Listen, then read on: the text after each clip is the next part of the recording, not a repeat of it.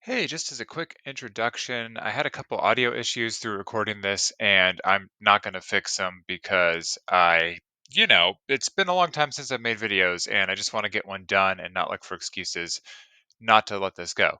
Also, I'll be showing random gameplay clips throughout recording this video, and a lot of stuff happens in them that it's not really what should be happening. It's kind of just some testing that I'm doing.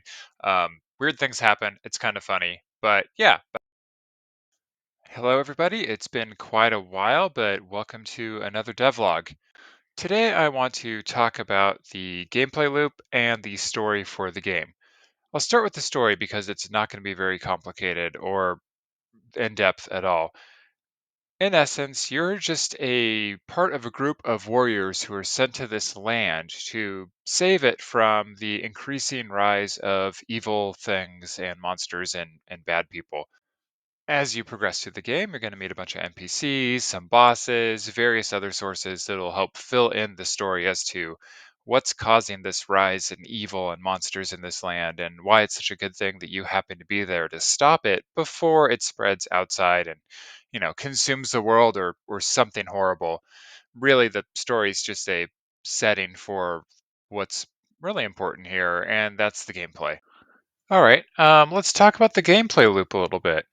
In each area, starting from the beginning, you're going to need to go out and fight monsters to accumulate gold and materials so that you can either buy or craft up weapons at the various forges that are in the areas and build better weapons so that you can attempt to take on what I'm calling the biome bosses.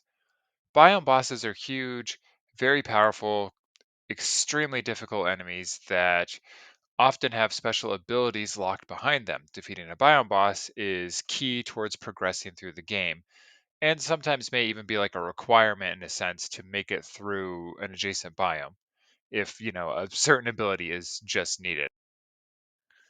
So the idea is that the biome bosses are going to be huge challenges, very difficult to beat. And just by going around and fighting enemies and building and making more equipment, you shouldn't be able to have an easy time with the biome bosses. In fact, you probably should just lose. In between, the whole fighting enemies phase and biome bosses, there's going to be roaming bosses that exist throughout each area you're in. Unlike biome bosses, they won't have their own arena or anything, and they could be in any room at any time.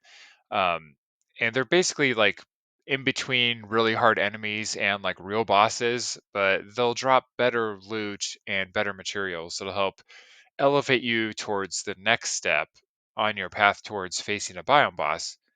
And that's going to be the way dungeons are going to work in this game are that they will be randomly placed throughout each biome, as most things are, and you can enter a dungeon when you have the item needed to enter one, and that item will be used. And when you enter the dungeon, if you die, you lose everything, but if you make it through the dungeon, you get to keep all the loot that you find. So in a sense, it's kind of like its own, like, risk and reward, uh, compartmentalized into its own little thing.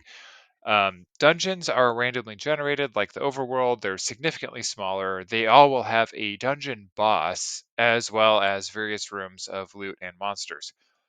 And because if you die, you lose everything, you'll often face the decision of, do I face the boss and try to get the really good stuff, or do I just take with, what I've found so far and what I have and run while I can?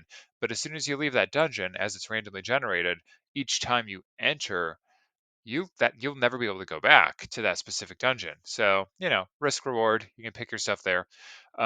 It's probably more exciting than I'm describing it, but it's a pretty cool feature there.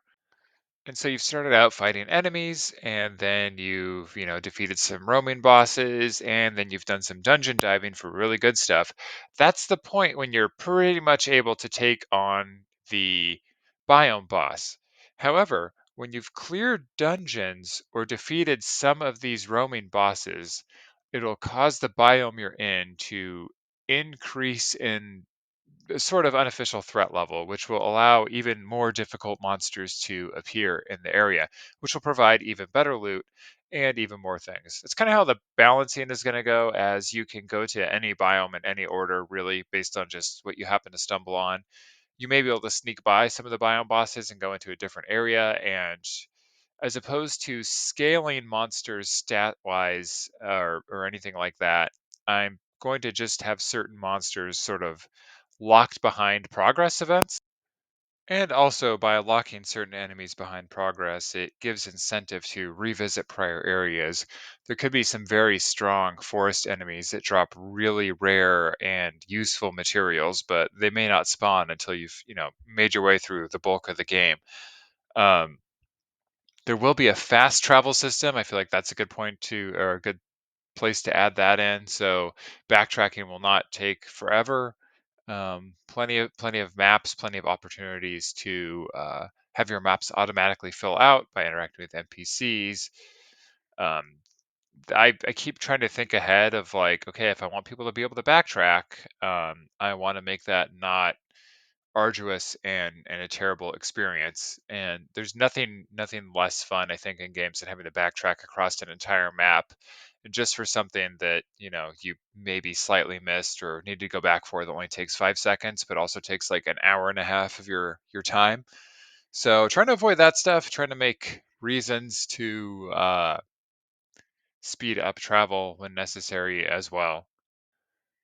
All right, well, that was a pretty short video, and I appreciate anyone who made it through to the end.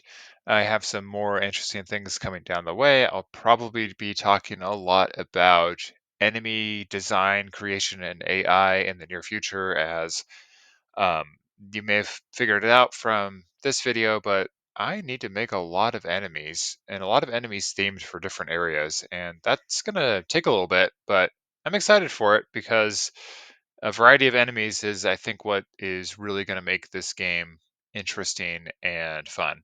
So look forward to that.